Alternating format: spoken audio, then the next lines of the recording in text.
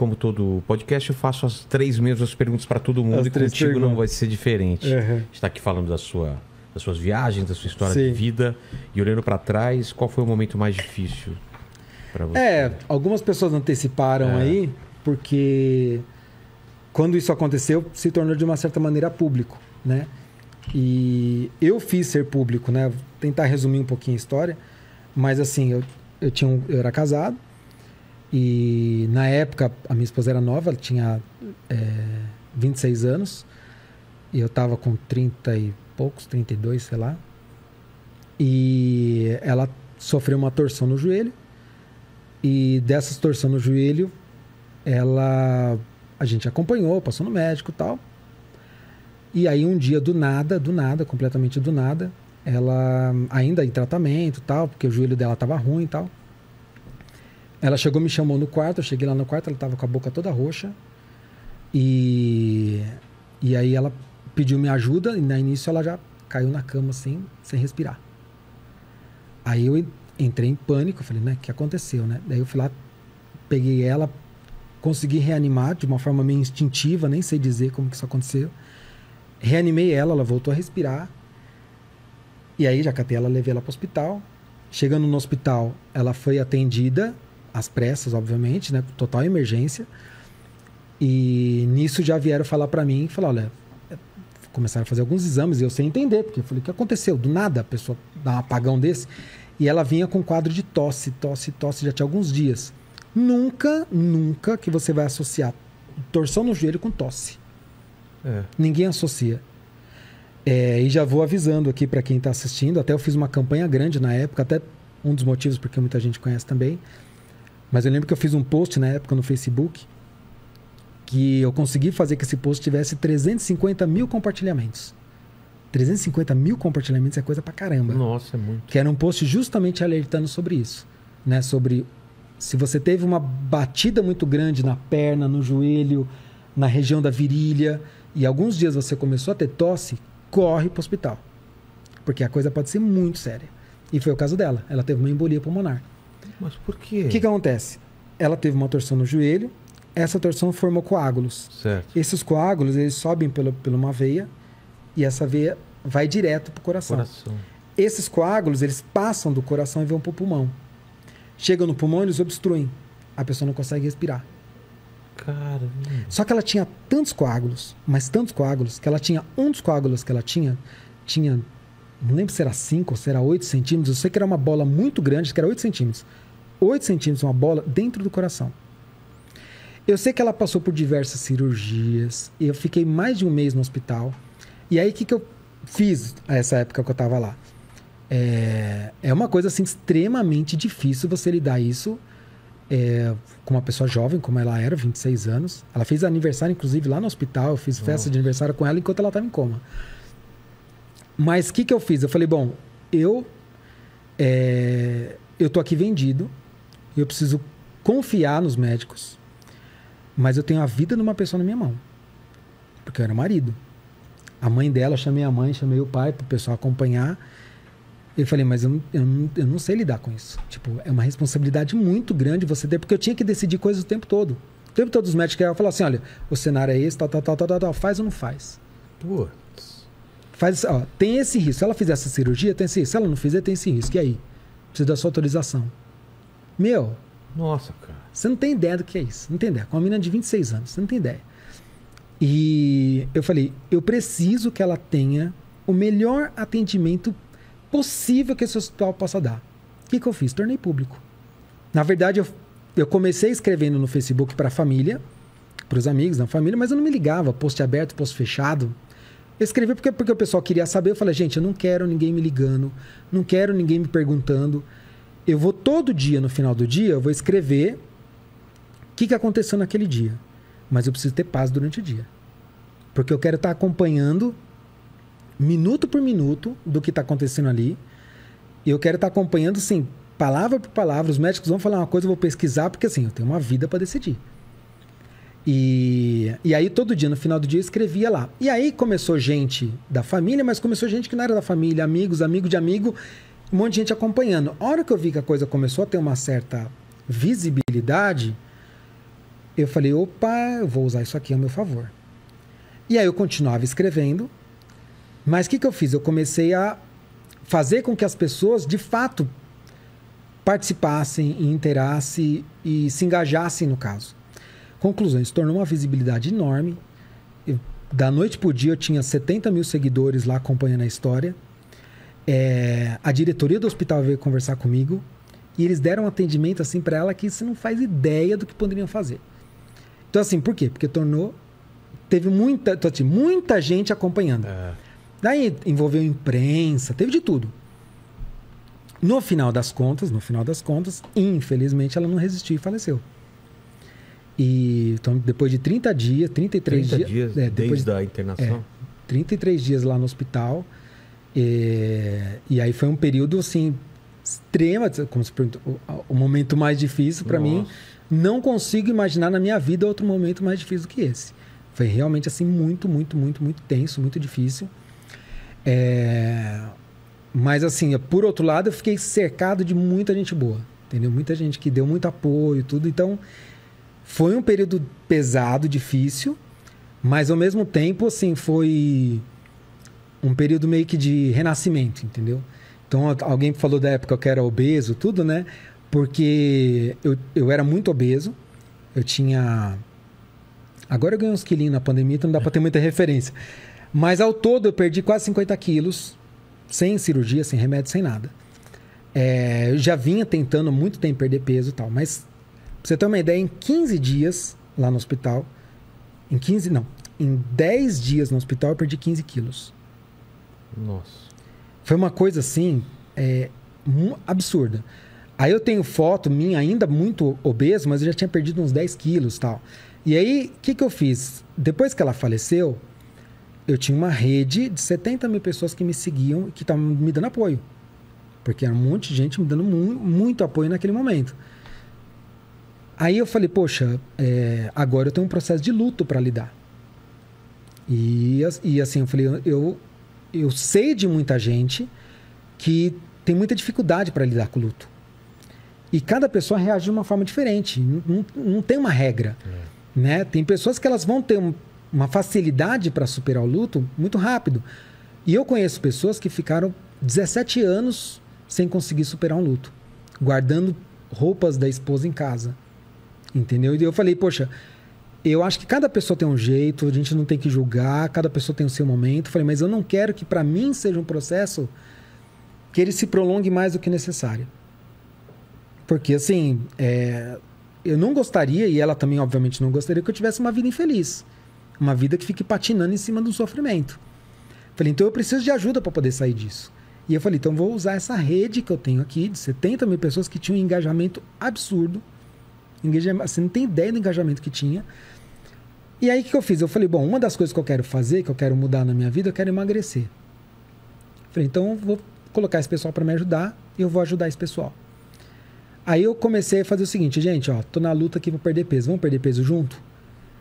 Aí eu ia falando, dando dicas de coisas que eu descobrindo, o pessoal ia escrevendo e tal. Mas só pra você ter uma ideia, eu fazia um negócio que era o seguinte, toda quarta-feira eu me pesava, falava lá quanto que eu perdi de peso e eu pedia pro pessoal também se pesar.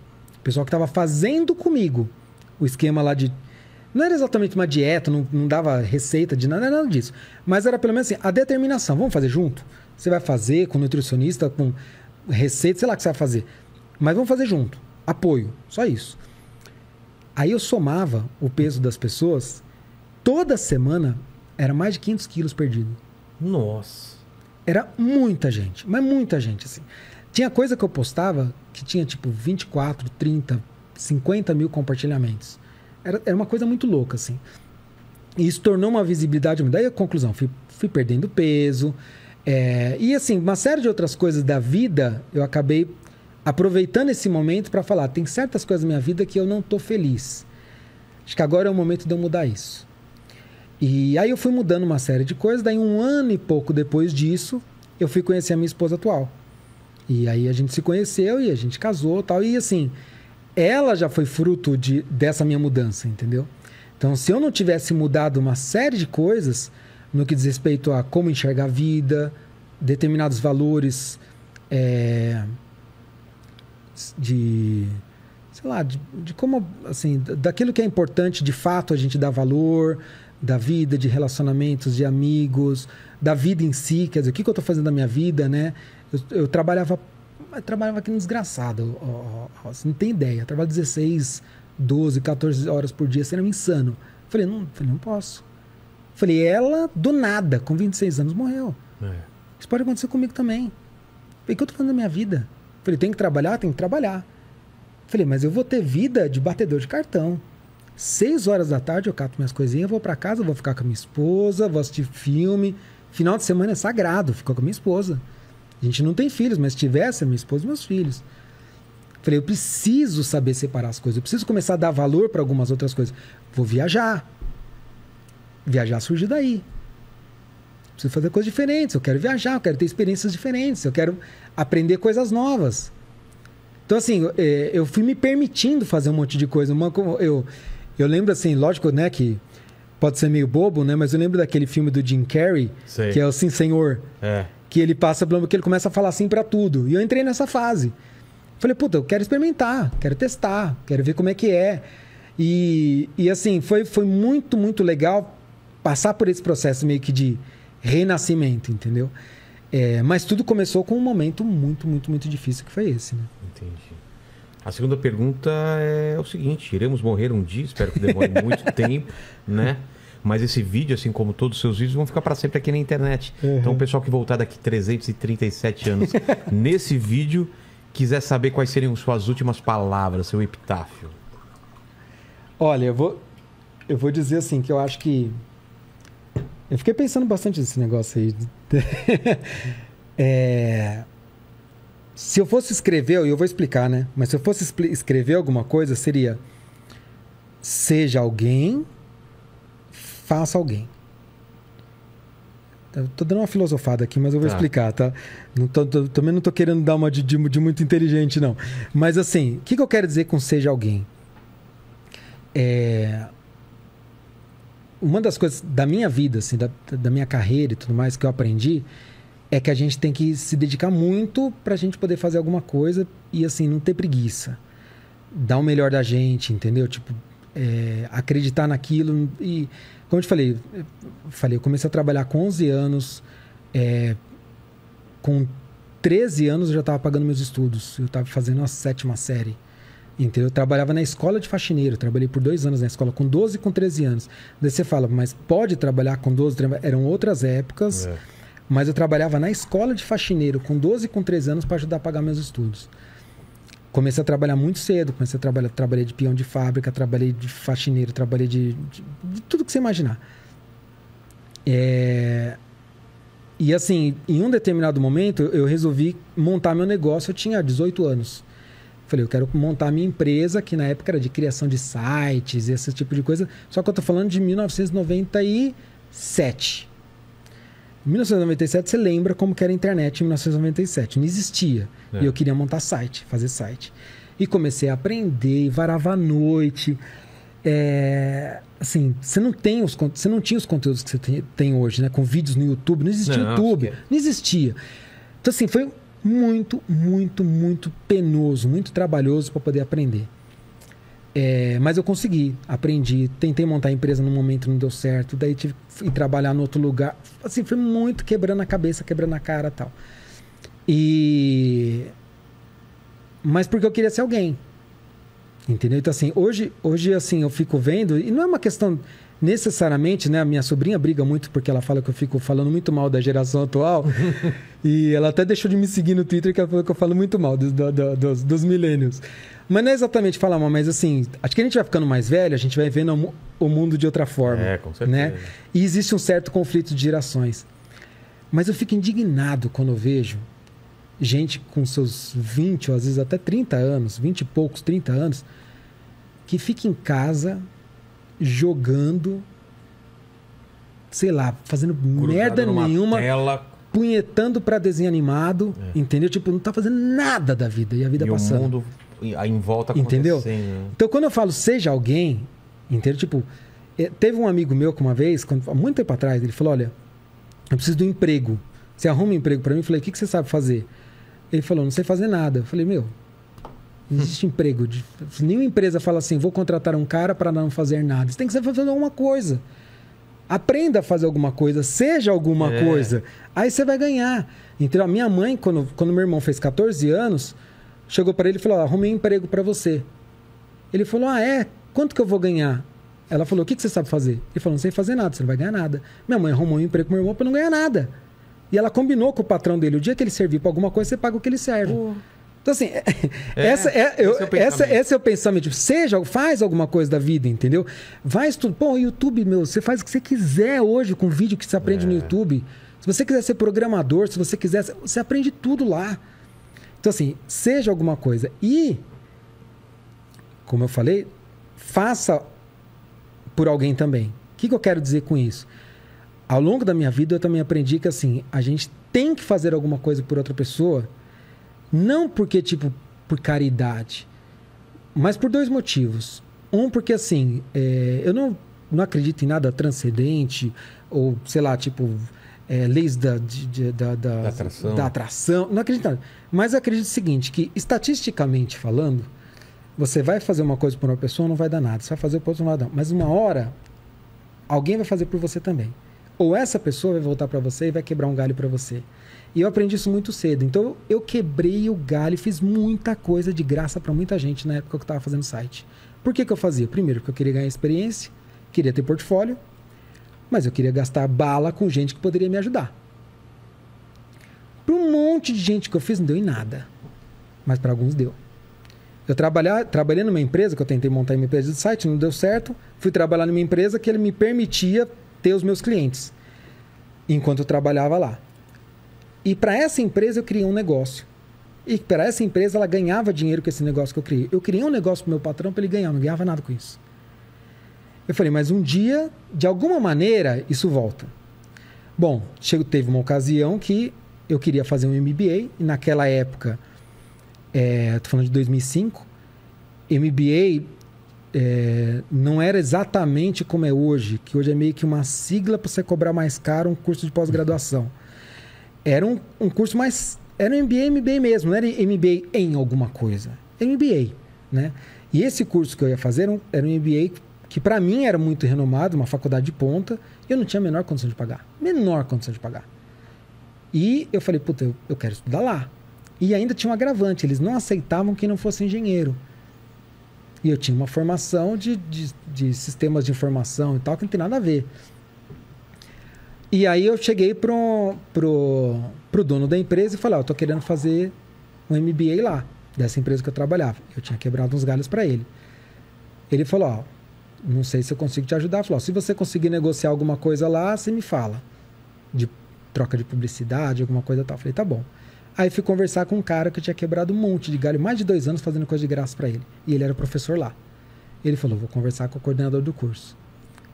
Conversou com o coordenador do curso. O coordenador do curso falou, a gente não tem interesse em fazer publicidade nessa revista e tal. Ele não pode estudar aqui porque ele não é engenheiro. O cara colocou um monte de entrave. Ele falou, mas chama ele para conversar que eu quero conhecer ele. Eu falei, tá bom. Cheguei lá, fui conversar com ele. Aí ele pegou e conversa vai, conversa vem. Contei um pouco da minha história, mais ou menos disso que eu contei. Comecei a trabalhar cedo e tal. Daí ele pegou e falou, olha... Ele falou, vou contar uma história para você. Então, a história em cima da história, mas tá quase acabando. Ele falou, eu quando era muito novo, eu sonhava em trabalhar no Estadão, ser um jornalista do Estadão. Era meu sonho ser jornalista do Estadão, só que eu não tinha dinheiro para pagar a faculdade. Aí eu mandei uma carta pro presidente, eu abri o jornal, vi lá, quem era o presidente e o diretor, era o nome desse, mandei a carta pro cara. Não sei como essa carta chegou na mão dele, ele me chamou para conversar. Chegou lá, ele falou, o que você quer? Qual que é a sua proposta? Ele falou, minha proposta é o seguinte, eu não tenho dinheiro para fazer faculdade, então eu quero trabalhar aqui e você paga minha faculdade, não precisa me pagar salário.